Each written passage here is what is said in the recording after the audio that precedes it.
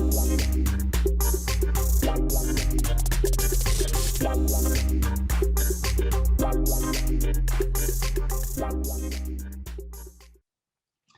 everyone, and welcome back to our construction technology video series. Today, we're talking with Luke Dembeck from Vaagen Timbers.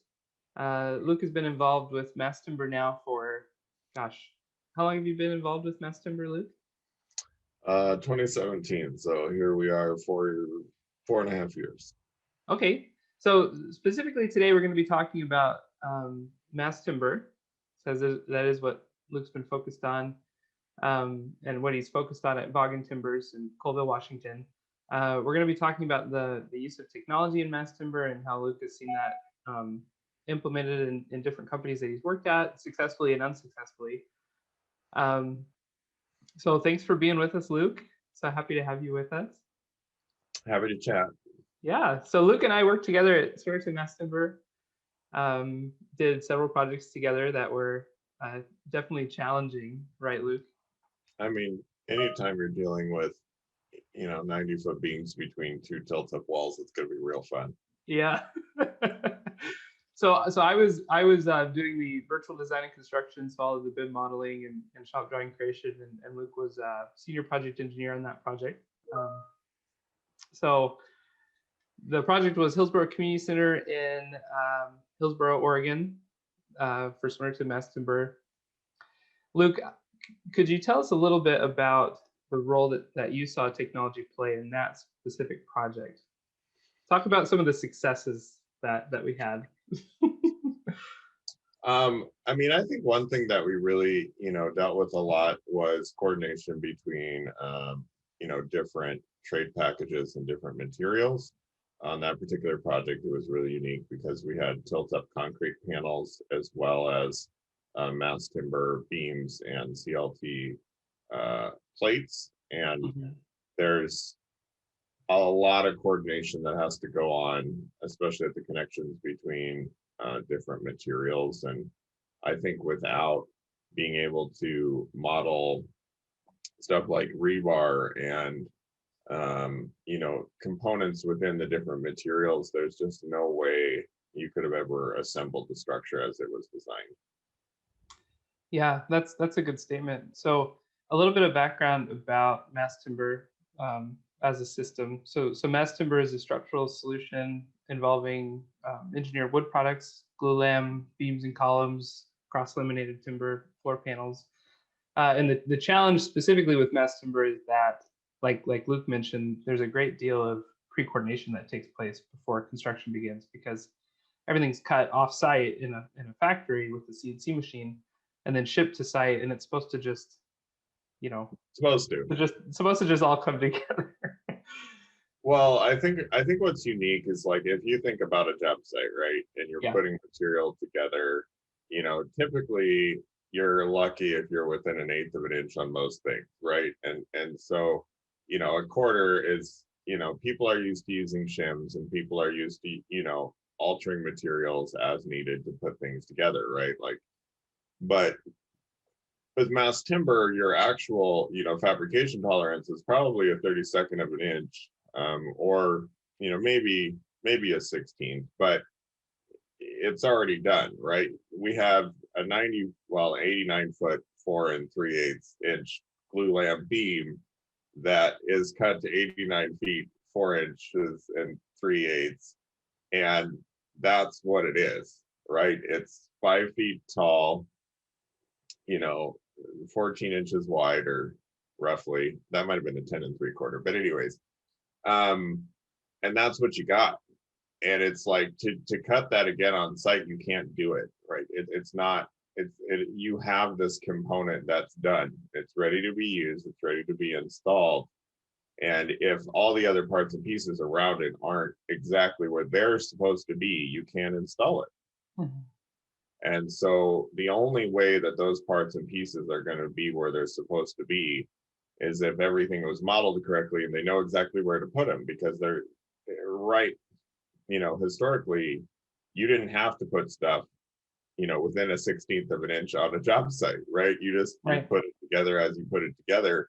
But if you're bringing out these like completely fabricated products that are ginormous and, you know, amazing, but also they are what they are, so everything else better be perfect to work with them. And the only way to really achieve that perfection is if all that clash coordination, all that, you know, overall like building system has been, you know, fully put together in advance, and then you're really just tasking the team with reassembling a building on site. You're not actually, it's a very different process of what you're even asking the construction team to do. Right. And So so I think, you know, we probably, how many months do you think you worked on this job before we ever moved anything? yeah, so I worked on the project from let's see, this was March 2019 through, I guess, the beginning of August. So how many months? That's Well, I don't know if you necessarily into the beginning of August, but that's when we started moving things. right. Because let's say 6 months, right? So for a full 6 months prior to anything actually getting put together, we were working on this project every day. So we were essentially putting this project together virtually in advance. And the only way we could even, you know, place orders and actually get those components in process and being manufactured is to have the whole building fully assembled in advance. And so, you know, especially in terms of fabrication, right? Because from a fabrication standpoint, I need to know what my connection is. I need to know what my tolerance is, where that piece is going to land within the building, and then also where that connection is going to go on the adjacent, you know, wall, in this case, tilt up concrete wall, right? And all of that had to be predetermined before we ever started building the building. Right, right. Yeah, there's a high level of coordination that needs to begin, you know, pretty soon in the process before. And I mean, you know, I think even on future buildings, like we probably have more success if we would have started that about 3 months earlier. Yeah. But you know, that is where we're at.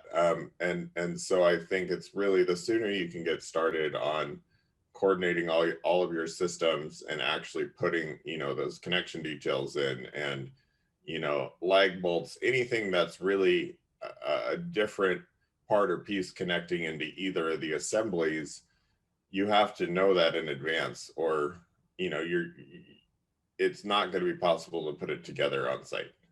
So essentially what you're saying is that the sooner that the design includes a high level of detail, the better on a mass timber project. And I guess you could expand that statement to any prefabricated building product. The sooner that the design team has that high level of detail in the coordination model, the better. Is that correct? I mean, yes, I would agree with that. I think there's kind of a catch-22, right? Because you don't want to remodel a building 18 times. Yeah. And I mean, I'm sure you've tried, but it's not necessarily the most useful, you know, use of somebody's time. But you know, we see buildings like we have stuff going in 8 months from now where all the connections are already determined, already modeled. You know, we have that, and we're in DDs, right? We're in DDs and we're already modeling the structural system and putting all those connections in, because those connections are influencing, you know, other like trades, like MEP trades, and how, you know, your electrical, your plumbing, and your HVAC and other things are going to route through the building. And so I think there's also something to be said of like the order of activity, right? And when you're doing what systems, and you know, you live more in that world than I do, but from our perspective, oftentimes a building gets fully designed and then they go into BIM coordination. Yeah, right. That doesn't really work in prefabricated construction like this. Well, and honestly, Luke, I've seen some times where they go into BIM coordination after construction has already started. You know, they realize wait, that this doesn't actually fit together. Uh-oh. Right, exactly. Well, yeah, that's interesting because, you know, I was working on a project. This is maybe 8 months ago, where it was a little backwards, right? We submitted the shop drawings for our floor decks, our cross laminated timber panels, CLT panels, and we had all the vertical MEP penetrations integrated into those drawings. Well, we started getting markups back, from the design team saying, well, wait a second, move this penetration, move this hole here, move this hole there. And when we did a little bit more investigating, we realized that nobody had ever signed off on the MEP coordinated model. So the general contractor had done the MEP coordination, but the design team had never signed off on that coordination. And so they were using the mass timber submittal to do that coordination process, which, that's another challenge. And I think that speaks to what you were saying, like it's a little out of sequence, right? I mean, I'm on a job we're working on right now. Like the biggest struggle is trying to align the communication and the submittal of the mass timber with your MEP model. Like that is our biggest struggle right now, because they're like, well, we're not going to have the information that soon. And I'm like, well, if I have it, you'll get a hole drilled. If I don't, you're not, right? Like right. It's just what it is. Right. And so there's this kind of push and pull where, they're accustomed to, maybe getting that model done before the job breaks ground, maybe not. And they just they're used to kind of backing into their own trade group, and they're not necessarily accustomed to have that clash detection done in advance of your structural system, which is being produced 90 days ahead of the job. So it's like trying to get that level of information. I mean, it's really just about changing an order of operations and a method of thinking, right? It's like if you have that electrical contractor that knows that if we do all this work now, when I send my guys out there, I can send 3 guys instead of 4, and they'll work 60% faster with a quarter less labor, right? And because all of their holes are already drilled, all they're doing is really, running product through a building. They're not having to create their own, channels for their product. And it's we worked a fair amount with, a few different sub trades, but once they like did a mass timber building and saw the, time savings and value created with investing in BIM earlier, they wanted to do another one. But getting them to do it the first time was just, it was awful, right? It was like, it's like, why am I doing all this work 6 months ahead of when I need to? Because I don't even, but it's like, no, but if you do it now, you're going to save yourself X amount of dollars, X amount of time then. And so I think part of it's just a learning curve too. Yeah. And and the other, the piggyback off of what you said, not only is the project successful, but that, I've noticed in my career that those MEP contractors that work, that kind of make that concession that they're going to do the work a little bit in advance of when they typically do on a project. I've seen that those contractors get preference over others when it comes to deciding who gets the next mass timber project. Oh, for sure. I mean, but it's just a lot of times that's just not what they're used to doing. And so it's like, if they want to buy into this idea that they're going to do something new and they're on board with that, great. But not everyone's going to be on board with it. So I think really figuring out what group of horses you're going to, steer with, I think it takes more than, everyone just moving in the same direction at the same speed at the same time is takes a while to get to. And, I think it's interesting. So on a current project, we have our like project management and document control side set up in Procore, but honestly, having us all set up in Procore didn't get things moving like getting us all set up in BIM 360 because then everybody actually had access to the models. It's like, well, I need access to the documents, but I also need access to the models. Right. And so I think at least in the mass timber world, if we're getting good enough information out of the structural and architectural models, the drawings really become a back check, contract check, than like the basis of design. And so I think that's kind of another, change in how it works, where it's like, I'm building this from a model. I'm not building this from drawings.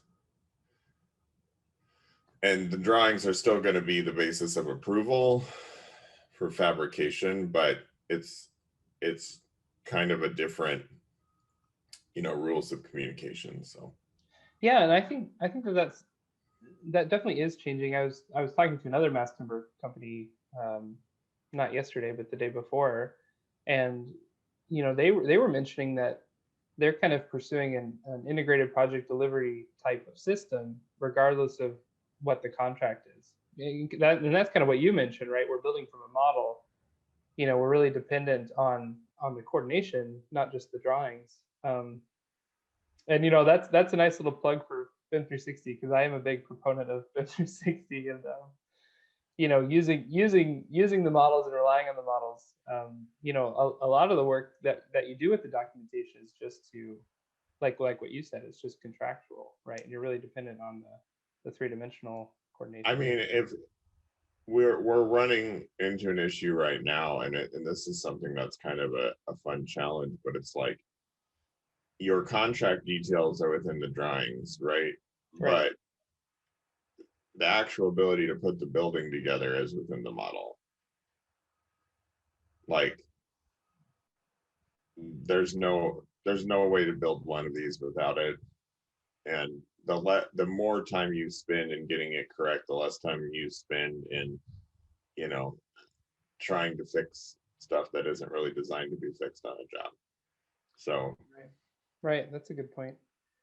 An interesting point, we were talking about, this was probably 5 minutes ago in the conversation, but I'd like to bring it back up, is that, you were kind of mentioning the human factor a little bit. We've been talking a lot about the technology and how wonderful it is to have, coordinated models, but like what you mentioned, it still takes a project manager or a project executive to put together a team that is going to work together successfully, and to decide, what the order of operations are. When do we do the mass timber detailing? When do we engage with the MEP contractors?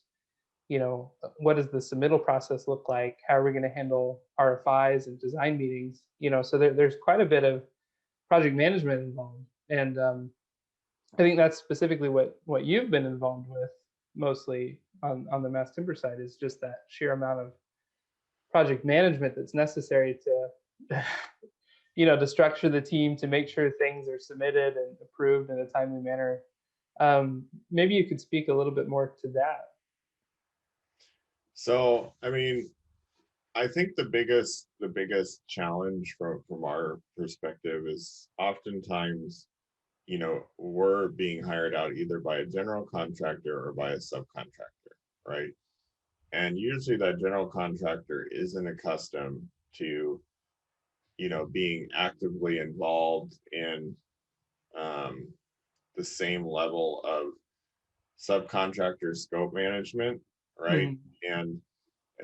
And they don't typically have a ton of experience working in your trade group, and so they tend to really rely on this sub trade group to help guide them along and push them along. But what you quickly realize is your ability to manage your trade is within the mass timber building structure is probably the most critical to getting the building put together on time. And it's very, very interwoven with all the other trades. Mm-hmm. And so you almost become a subsidiary general contractor, because you're not just managing your trade, you're also managing the flow of information almost on the whole project, or dictating the flow of information on the whole project.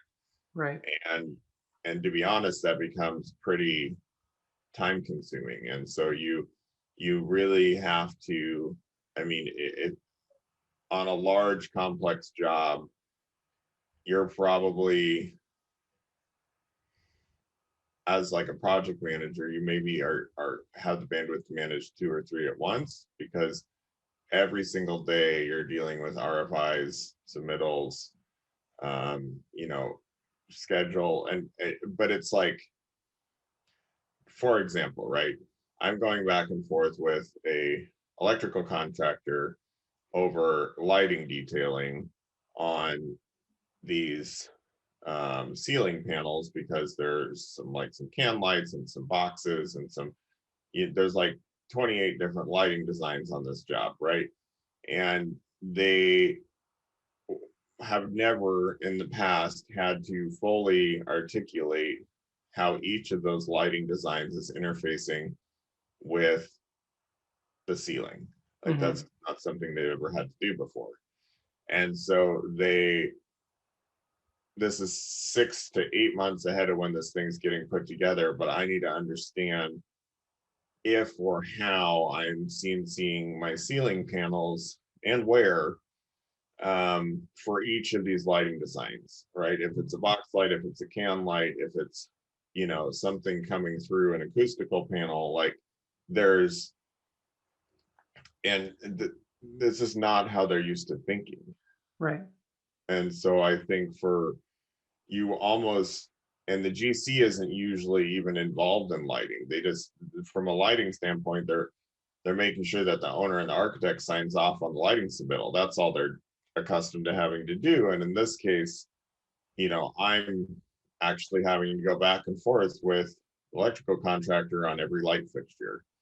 And so it's like, it can become pretty time intensive, but at the same point, it's like if you want the owner to be happy and get the product that they want and deserve, that level of detail is necessary just to ensure that when you look up at the ceiling, your reveals are correct and you don't have weird cuts and patching and plugs.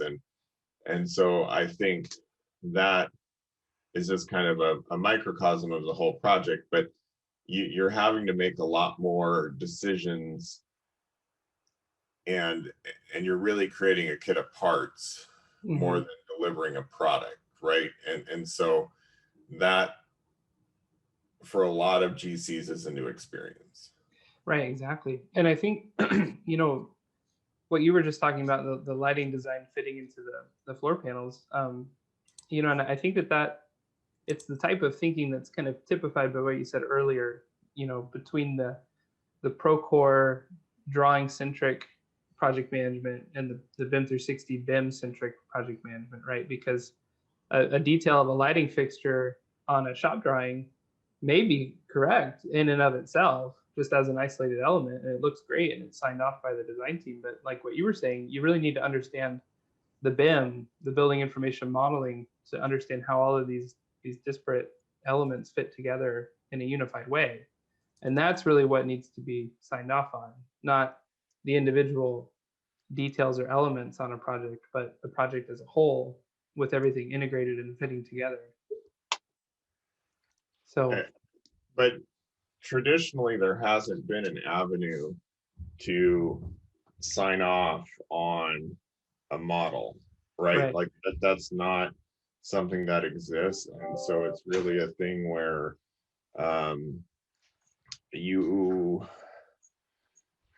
and I don't even know if now there's really an avenue to sign off on a model, right? Like, well, there's not, but handle that.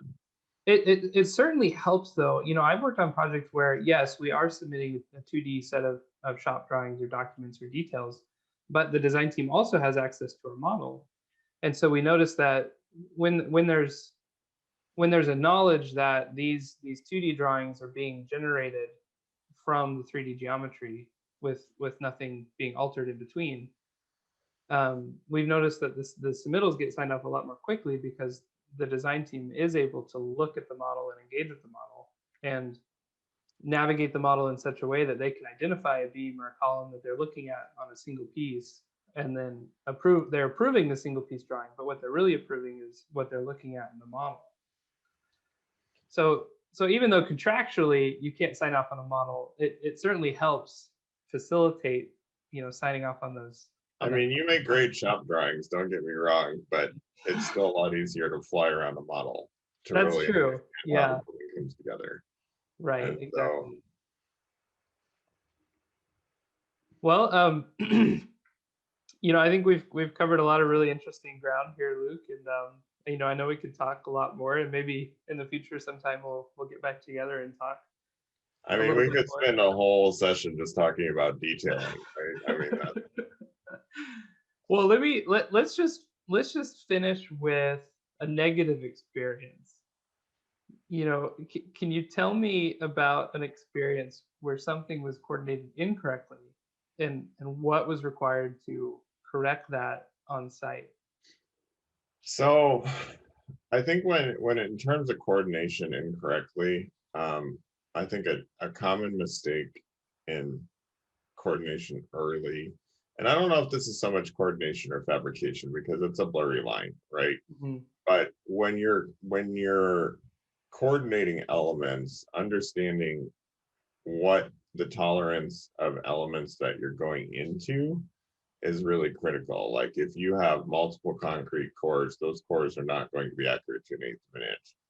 And that eighth of an inch, like they might be accurate to like 2 inches if we're, lucky. And then all of the anything that's coordinated within that element then can only be accurate to within the same, accuracy of the attachment point, right? So if I have a set of beams that are going into a shear core and with like a knife plate or T-plate or something, I can't have my sprinkler lines like accurate to within a quarter of an inch, which is, you typically could do if they were going into wood columns that were in the right locations, Right. because they're going to move. And so your tolerance in all of those MEP penetrations of the beams that are going into a concrete shear wall needs to be proportionate to the element that's controlling the tolerance. Right. And I think my experience is that oftentimes when a building's getting put together, they do a blanket tolerance for, plumbing and a blanket tolerance for electrical and kind of on down the line. And it really has to be looked at instance by instance, because otherwise you try to push your sprinkler pipe through and it doesn't go and you're like, and so Right. and it's too late to fix that. And so I would say, when it comes to coordination, understanding the tolerance of each of the materials and actually creating, because that's all going to feed downhill into detailing, right? Even if it's coordinated correctly, it has to be understood, what level of detail can actually work to be assembled. Right. That's a good point, Luke. Well, thank you so much for spending the time with me today to talk. Is there anything you'd like to leave in closing to our listeners or viewers, I guess?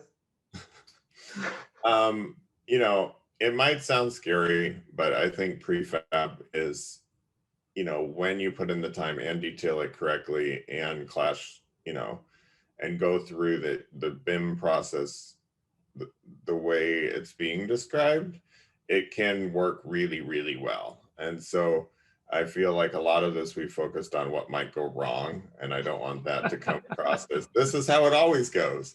But I do think that if you do it correctly, you can put together a building 50% faster, and that's amazing. And and that is kind of my closing argument. Thank you so much, Luke. Well, I'm sure that we'll be spending some time together in the future talking again. But thank you for joining us today. Again, this has been Technology Construction. We've been talking with Luke Dembeck of Vaagen Timbers in Colesville, Washington. Thank you so much. Thanks, Josh. Thank you so much for watching our video today. If you would like to receive more of this content, feel free to like and subscribe. Also, please feel free to leave a comment below. We'll try to answer any questions or comments in our next video interview. Thank you. Bye.